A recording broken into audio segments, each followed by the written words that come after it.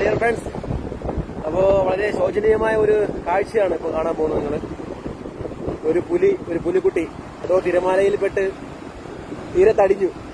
ഇത്രയും വലിയ തിരമാലയിലൊക്കെ പുലിവട്ട ആരെങ്കിലും ജീവനോടെ ഇരിക്കുവോ? ഒരു പുലി മാലയപ്പെട്ട് കിടക്കോടെ തീരത്ത്. നമുക്ക് നോക്കാം.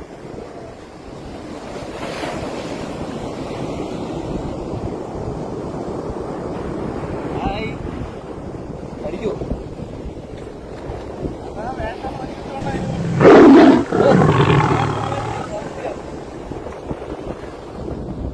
അപ്പോ നമ്മൾ ആ പുലിക്കുഞ്ഞിനെ രക്ഷപ്പെടുത്തി നമ്മളൊരു മരത്തിന്റെ മുകളിൽ ഇരുത്തിയിട്ടുണ്ട്.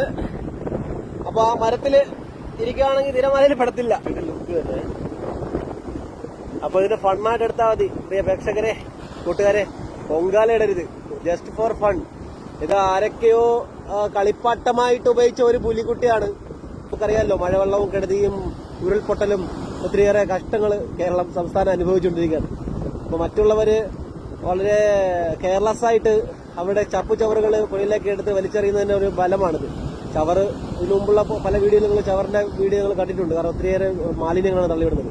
പക്ഷെ ഈ പുലിക്കുട്ടിയും ആ ഒരു മാലിന്യ കൂട്ടത്തിൽ പെടുന്നതാണ്. എങ്കിലും കാണാൻ നല്ല ഒരു സൗന്ദര്യമുണ്ട്, ഒരു ക്യൂട്ടാണ്. ഇപ്പോഴും ജീവനുള്ളത് പോലെ അങ്ങനെ തുടിച്ചു നിൽക്കുകയാണ്. ഇല്ലേ, ആ കണ്ണുകളിൽ ജീവനുണ്ട് കേട്ടാ.